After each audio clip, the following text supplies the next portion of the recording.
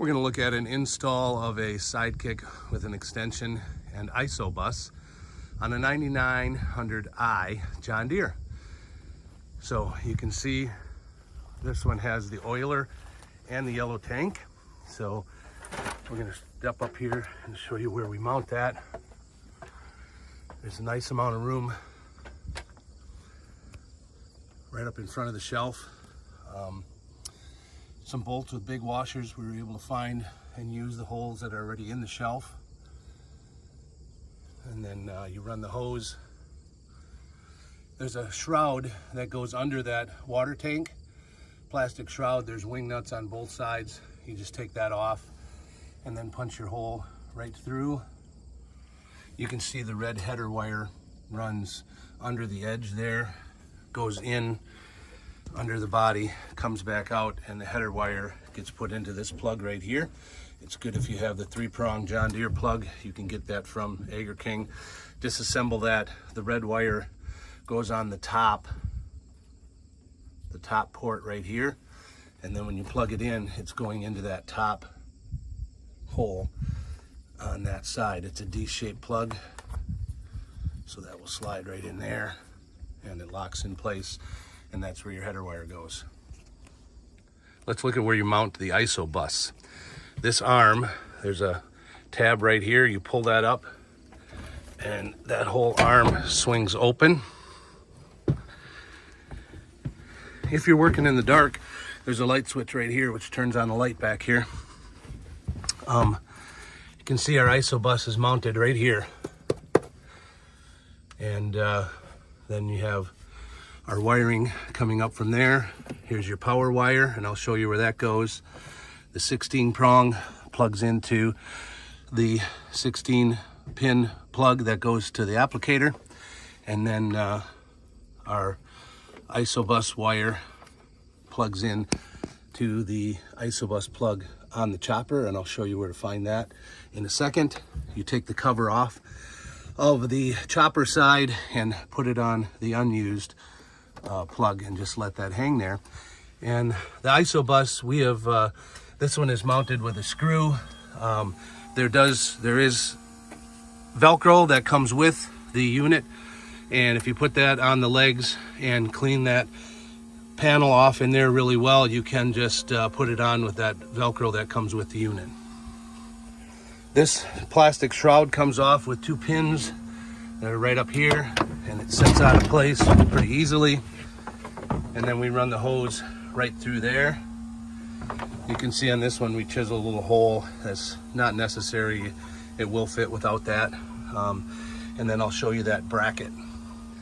I'm not going to take this apart, but with your John Deere chopper kit will come a bracket that we made that has 2 wing nuts right here. There will be a green John Deere bracket there that you take off. Take the hoses for the water soluble, and there's a place to mount those on our bracket, and our hose goes right on that bracket. And when you fish it back in place, it takes a little bit of effort, but the pipe that our hose attaches to goes right into the side of this impeller. There's a hole right above the shaft. Our pipe will go right in there, and then you'll be able to put the wing nuts on and the hose will be in place. For the power wire, you can see the plug end is up here. We bring it down, you can go through here, and it comes out into this area. There's 2 wing nuts to take this shroud off. Run that gray wire through there. This panel right here comes off. There's 4 star bolts that you take out. Then this panel comes off. You lay the power wire right through there, and then you can go back into the body. When you drill the hole for the hose, make sure you look inside. There's a triangular shaped hole here, and you have to go above. There's a little, you can't really see it from here, but there's a little ridge that you have to bake the hole above, and then line it up with this triangle hole so it comes right through there. See that nut next to the hose? Be careful not to hit that with your hole saw. When you open the rear engine compartment, there's a plastic fender here, which is very easy to take out. There is really just 1 pin on this side.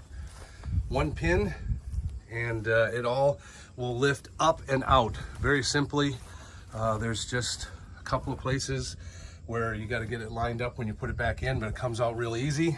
You can see our gray wire comes through into this compartment, and then we zip tie it to other things. Just be careful not to zip tie it to something that's going to get hot. Then that comes around, and you'll need two people to fish it into the back of the battery compartment. This is the battery compartment, swings open back here. Get that battery compartment open, get our gray wire fished in the back. You can see our gray wire is here, and then you bring it up and you, not the gator clips, that's something else, but our wire is right here and our ground is right here on the main battery right here. So that's how you get your power. To locate your isobus plug, the square plug for isobus, you go up the stairs here,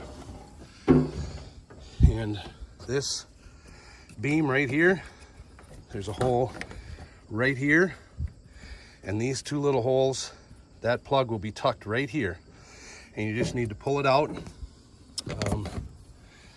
And we have it, you can see we dropped it through the cage here to plug into our isobus.